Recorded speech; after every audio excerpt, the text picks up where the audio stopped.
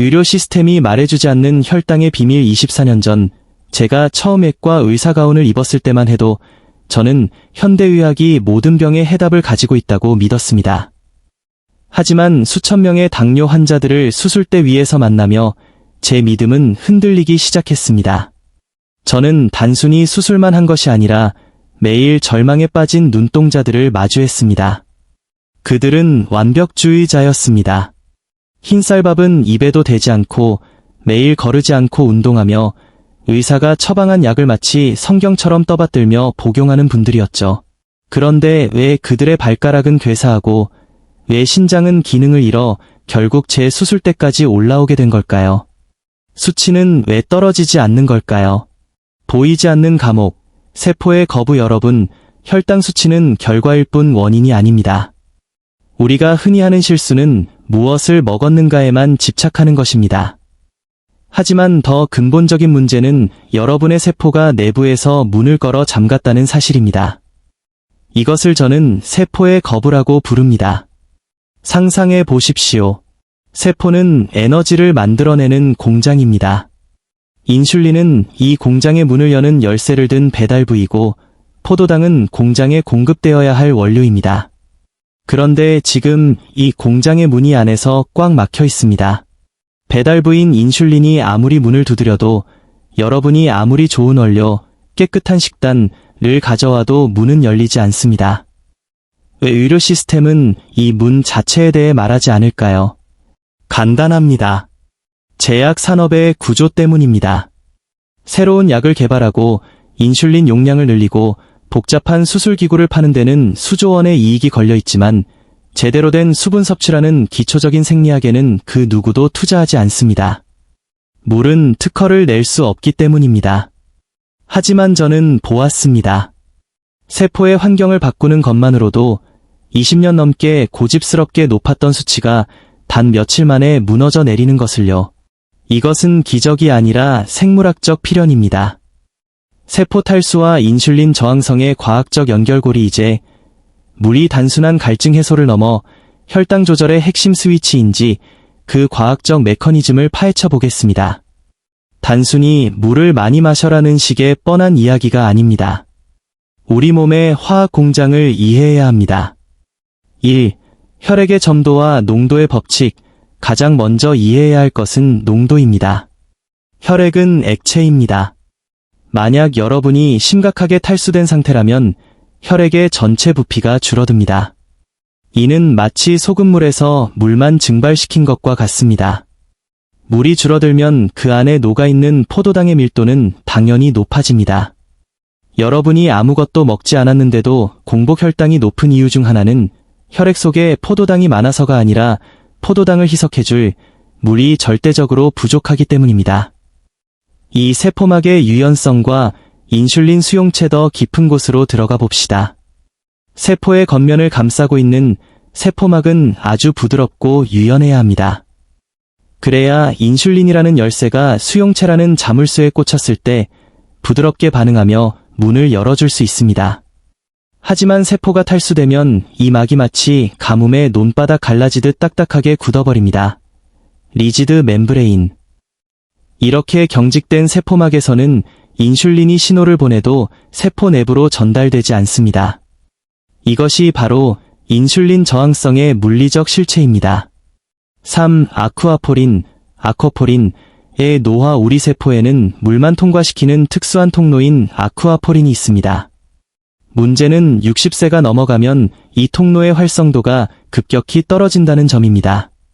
젊었을 때는 물을 대충 마셔도 세포가 쑥쑥 흡수했지만 나이가 들면 물을 마셔도 세포 안으로 들어가지 못하고 혈관만 떠돌다 소변으로 나가버립니다. 그래서 여러분이 나는 물을 많이 마시는데도 늘 입이 마르고 혈당이 높다라고 느끼는 것입니다. 우리는 단순히 물을 마시는 게 아니라 이 세포 통로를 깨우는 방식으로 마셔야 합니다. 4. 간의 비정상적 당 신생, 글루코니오제너서스. 우리 몸이 탈수를 인지하면 이를 생존 위기로 받아들입니다. 뇌는 비상사태를 선포하고 스트레스 호르몬인 코르티솔을 분비합니다. 이 코르티솔은 간을 자극하여 지금 위험하니 에너지를 비축하라며 저장된 당을 혈액으로 쏟아내게 만듭니다. 즉, 물 한 잔 안 마신 것이 몸에게는 굶주림이나 부상과 같은 스트레스로 작용하여 스스로 혈당을 올리게 만드는 악순환에 빠지는 것입니다. 결론적으로 여러분의 고혈당은 음식이 보낸 공격이 아니라 세포가 보내는 구조 신호일 가능성이 큽니다. 세포가 촉촉해지고 유연해지면 인슐린은 다시 제 기능을 찾게 됩니다. 이어지는 파트에서는 이 굳어버린 세포의 문을 여는 구체적인 전략, WTR 프로토콜의 실천법을 공개하겠습니다. 노화와 혈당 조절에 숨겨진 상관관계. 많은 분이 나이가 드니 어쩔 수 없지라며 높은 혈당을 운명처럼 받아들입니다. 하지만 그것은 노화 때문이 아니라 노화로 인해 변해버린 몸의 신호체계를 우리가 무시하고 있기 때문입니다. 60세 이후 우리 몸의 수분 관리 시스템에는 일종의 시스템 오류가 발생합니다. 이 오류를 수정하지 않고 식단만 조절하는 것은 밑 빠진 독에 물을 붓는 것과 같습니다. 1. 아쿠아포린 채널의 둔화. 닫혀버린 숨은 세포 수준에서 일어나는 가장 비극적인 변화는 아쿠아포린, 아커포린이라 불리는 수분 통로의 기능 저하입니다. 젊은 시절의 세포막은 마치 스펀지처럼 물을 빨아들였습니다. 하지만 60대 이후의 세포막은 서서히 방수 코팅이 된 가죽처럼 변해갑니다. 아쿠아포린은 인슐린의 신호에 반응하여 수문을 열어줘야 합니다. 하지만 수분이 부족한 상태가 지속되면 이 채널들은 마치 녹슨 경첩처럼 굳어버립니다. 물을 아무리 마셔도 세포 안은 여전히 가뭄 상태이고 포도당은 세포 안으로 들어갈 통로를 찾지 못해 혈액 속을 떠돌게 됩니다. 이것이 노인성 당뇨가 식단 조절만으로 해결되지 않는 결정적인 이유입니다. 2. 신장 여과 효율의 저하. 수분 보존 능력의 상실. 신장은 우리 몸의 정수기이자 수분 조절기입니다. 젊은 신장은 혈액 속의 노폐물은 걸러내고 필요한 수분은 다시 몸 안으로 재흡수하는 능력이 뛰어납니다. 하지만 노화된 신장은 수분을 붙잡아두는 힘이 약해집니다. 이로 인해 몸은 늘 만성적인 수분 부족 상태에 놓이게 되고 혈액은 점점 걸쭉해집니다. 걸쭉해진 혈액 속에서 인슐린이라는 전달 물질은 세포까지 도달하는데 훨씬 더 많은 시간과 에너지를 소모하게 됩니다. 마치 맑은 물 속에서는 빨리 헤엄칠 수 있지만 끈적한 늪지대에서는 움직이기 힘든 것과 같은 이치입니다. 3. 갈증 피드백의 마비. 침묵하는 신호 등 가장 무서운 변화는 갈증을 느끼지 못한다는 것입니다. 시상하부의 중추가 노화되면서 몸은 물이 절실히 필요한데도 뇌는 목마르다는 신호를 보내지 않습니다. 갈증을 느꼈을 때는 이미 세포가 비명을 지르고 있는 단계입니다. 목마를 때 마시면 되지라는 생각은 60대 이후에는 통하지 않는 위험한 발상입니다. 이제는 갈증과 상관없이 전략적으로 물을 공급해야만 혈당의 기초값이 안정됩니다. WTR 프로토콜 세포를 깨우는 수분 전략. 이제 우리는 단순히 물을 마시는 단계를 넘어 세포가 그 물을 사용하게 만들어야 합니다. 제가 고안한 WTR 프로토콜은 생리학적 기초 위에 설계된 혈당 안정화 시스템입니다. 1. 오터 퀄러티.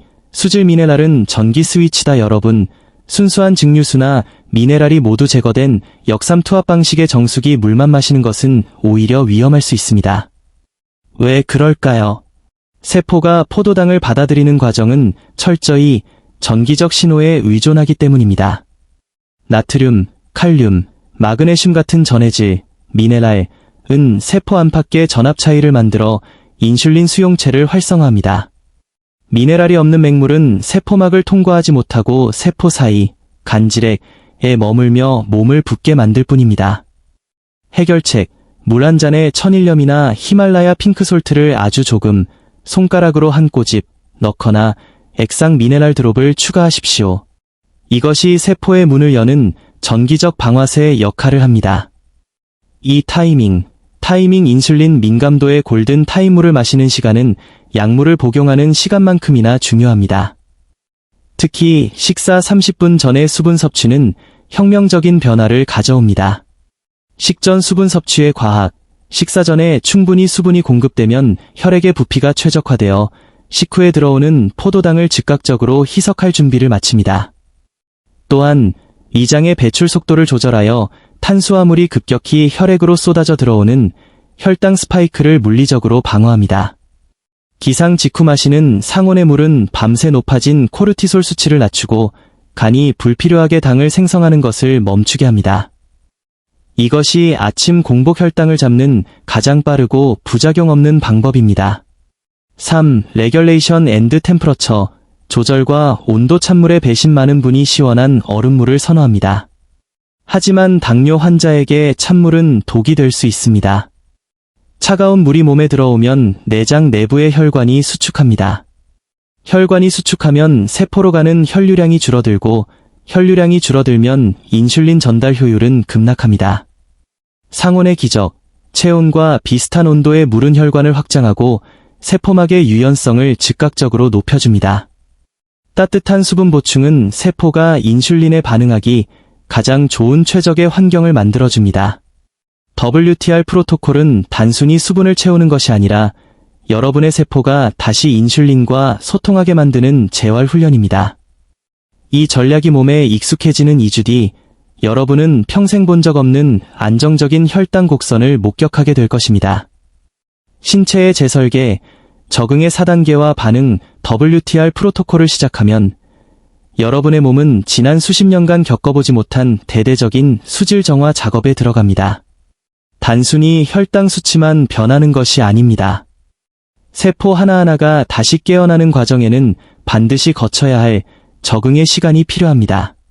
성급하게 포기하지 않도록 제가 주 단위로 일어나는 변화의 지도를 그려드리겠습니다. 1단계, 위장과 신장의 리셋. 1에서 7일차. 첫 주에 가장 먼저 나타나는 현상은 잦은 화장실 방문입니다. 많은 분이 여기서 겁을 먹고 중단합니다. 물이 흡수가 안 되고 다 나가는 것 아니냐고 묻습니다. 하지만 이것은 매우 긍정적인 신호입니다. 세포 외액의 청소, 그동안 세포 사이에 고여있던 염증성 수분, 부종이 빠져나가고 새로운 수분이 그 자리를 채우기 시작하는 과정입니다. 신장의 훈련. 오랫동안 농축된 소변만 만들어내던 신장이 다시 활발하게 여과 작용을 시작하며 운동을 하는 것입니다. 이 시기에는 혈당 수치에 큰 변화가 없을 수 있지만 몸에 붓기가 빠지고 아침에 일어날 때 몸이 한결 가벼워지는 것을 느낄 것입니다. 2단계, 혈류 역학의 변화. 8에서 14일차. 드디어 혈당 변동성, 블러드 슈거 베리어빌러티 이 줄어들기 시작합니다. 혈장량의 안정. 혈액의 양이 일정하게 유지되면서 식후 혈당이 치솟는 스파이크 현상이 완만해집니다. 인슐린 배달 시스템 최적화. 도로가 정비되어 택시가 빨리 달리듯 맑아진 혈액이 인슐린을 세포 앞까지 훨씬 더 빠르게 운반합니다. 이때부터는 식사 후 몰려오던 참을 수 없는 졸음, 식곤증이 사라지고 정신이 맑아지는 브레인 포그 해소 현상을 경험하게 됩니다. 3단계, 아쿠아포린 채널의 재활성화. 15에서 21일차. 진정한 변화는 여기서부터입니다. 3주차에 접어들면 굳어있던 세포막이 유연해지고 아쿠아포린 수문이 활발하게 열립니다. 공복 혈당의 하락. 밤새간에서 생성되던 불필요한 당이 조절되기 시작하면서 가장 잡기 힘들었던 아침 공복 혈당 수치가 눈에 띄게 떨어집니다.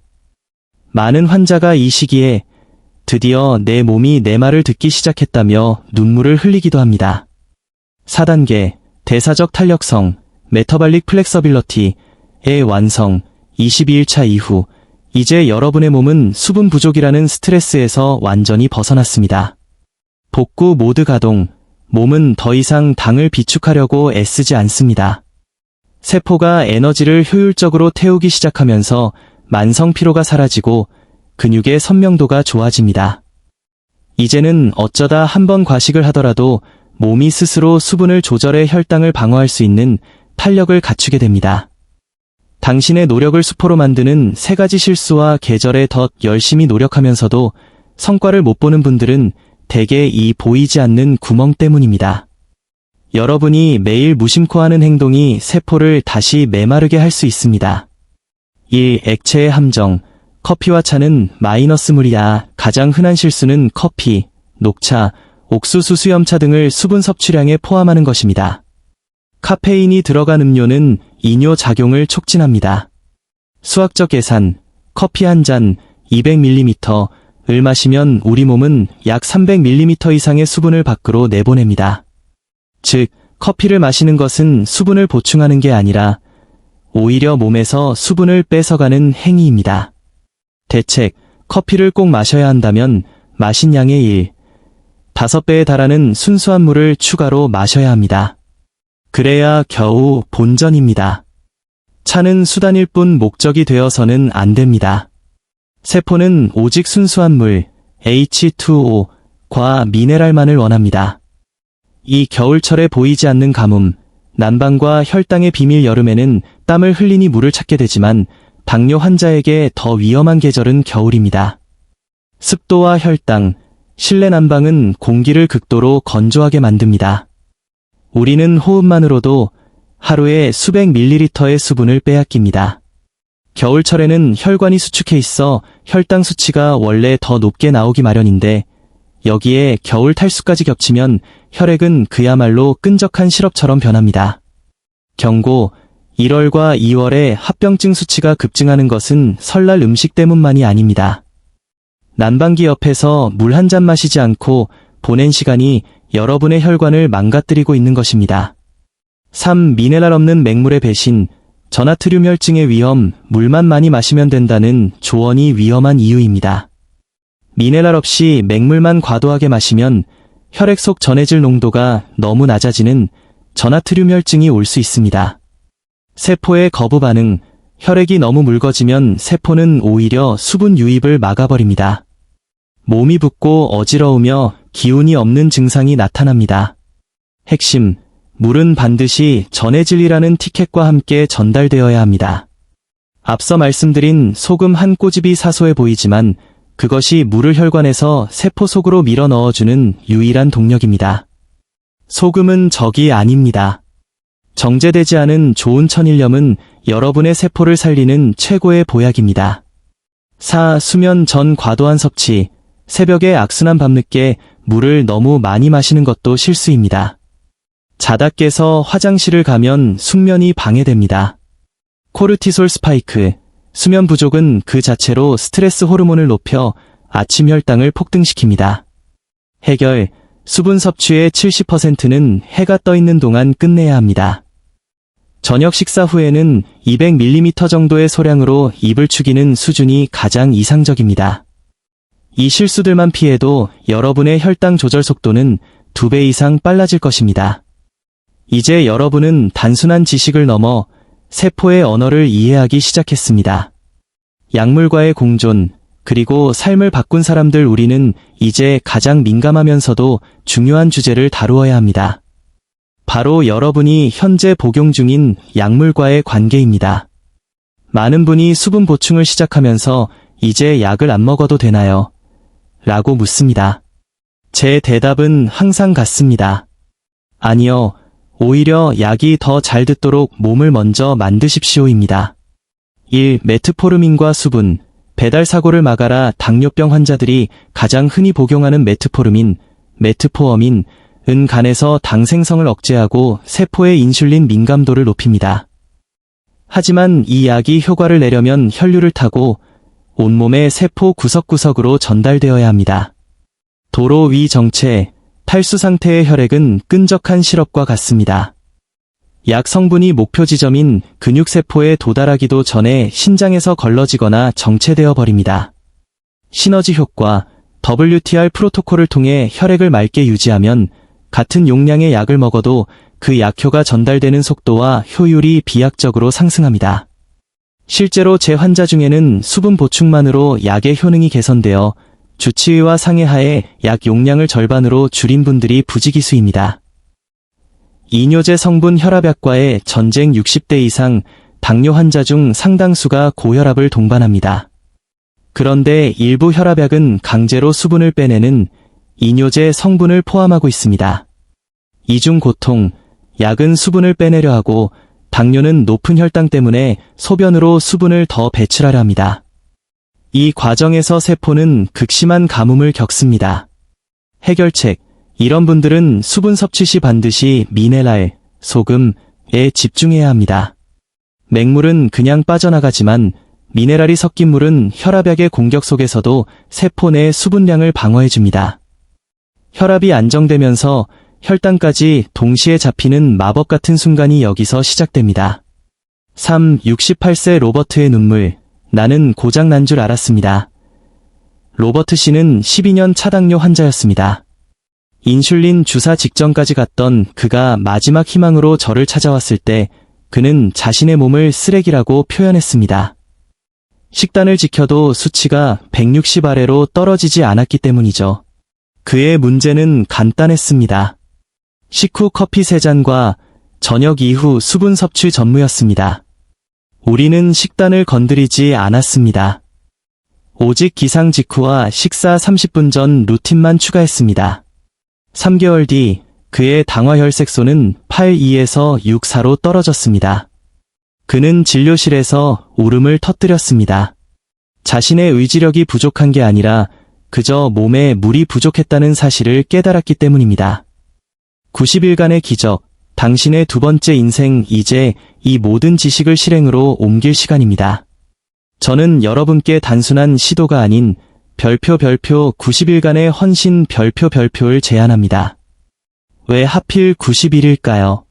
우리 몸의 적혈구가 완전히 교체되고 당화혈색소 수치가 여러분의 노력을 증명하는 데 걸리는 최소한의 시간이기 때문입니다. 1. 90일 챌린지의 로드맵 1에서 30일.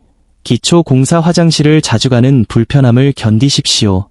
몸의 찌꺼기를 청소하는 기간입니다.